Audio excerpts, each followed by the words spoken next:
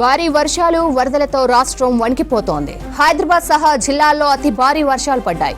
దక్షిణ తెలంగాణ జిల్లాలపై వర్ష ప్రభావం తీవ్రంగా ఉంది. ఉమ్మడి వరంగల్, ఖమ్మం, నల్గొండ జిల్లాల్లో రికార్డు స్థాయిలో వర్షాలు కురిశాయి. మహబూబాబాద్ జిల్లా ఇనుగుర్తిలో అత్యధికంగా 45.7 సెంటీమీటర్ల వర్షం పడింది. పల్లెలు, పట్నాలు ఆగమయ్యాయి. లోతట్టు ప్రాంతాలు నీట మునిగాయి. భారీ వర్షాలతో జనజీవనం స్తంభించిపోయింది. ఉమ్మడి ఖమ్మం జిల్లాలో వాగులు, వంకలు ఉగ్రరూపం దాల్చాయి. మున్నేరు ఉగ్రరూపానికి ఖమ్మం నగరం అతలాకుతలమైంది. 20 జిల్లాల్లో 20 సెంటీమీటర్లకు పైగానే వర్షపాతం నమోదైంది. భారీ వర్షాలు, వరదల కారణంగా ఇప్పటి వరకు రాష్ట్రంలో 18 మంది మృతి చెందినట్లు అధికారులు చెబుతున్నారు.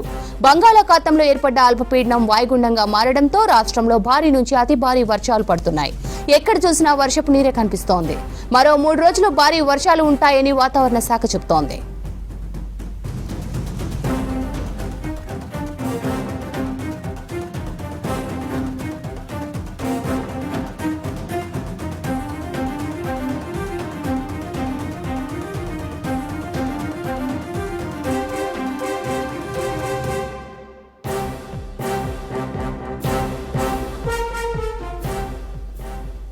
భారీ వర్షాలు, వరదలతో రాష్ట్రం వణికిపోతోంది.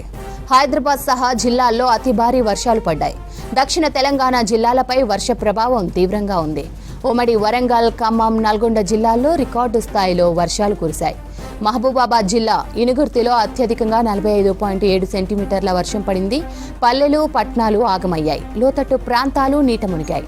భారీ వర్షాలతో జనజీవనం స్తంభించిపోయింది. ఉమ్మడి ఖమ్మం జిల్లాలో వాగులు, వంకలు ఉగ్రరూపం దాల్చాయి. మున్నేరు ఉగ్రరూపానికి ఖమ్మం నగరం అతలాకుతలమైంది. 20 జిల్లాల్లో 20 సెంటీమీటర్లకు పైగానే వర్షపాతం నమోదైంది. భారీ వర్షాలు, వరదల కారణంగా ఇప్పటి వరకు రాష్ట్రంలో 18 మంది మృతి చెందినట్లు అధికారులు చెబుతున్నారు. బంగాళాఖాతంలో ఏర్పడ్డ అల్పపీడనం వాయుగుండంగా మారడంతో రాష్ట్రంలో భారీ నుంచి అతి భారీ వర్షాలు పడుతున్నాయి. ఎక్కడ చూసినా వర్షపు నీరే కనిపిస్తోంది. మరో 3 రోజులు భారీ వర్షాలు ఉంటాయని వాతావరణ శాఖ చెబుతోంది.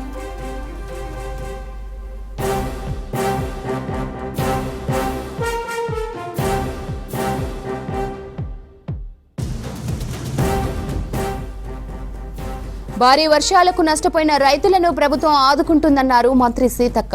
మహబూబాబాద్ జిల్లా ఆర్ఎండ్బి గెస్ట్ హౌస్ లో కలెక్టర్, అధికార యంత్రాంగంతో సమీక్ష సమావేశం నిర్వహించారు. వర్షాలకు రైతులు, సామాన్య ప్రజలకు ఇబ్బందులు కలగకుండా అధికారులు చర్యలు తీసుకోవాలని ఆదేశాలు జారీ చేశారు. మరిపేడ మండలంలోని రాళ్లవాగు ప్రమాదంపై ఆరా తీశారు మంత్రి సీతక్క.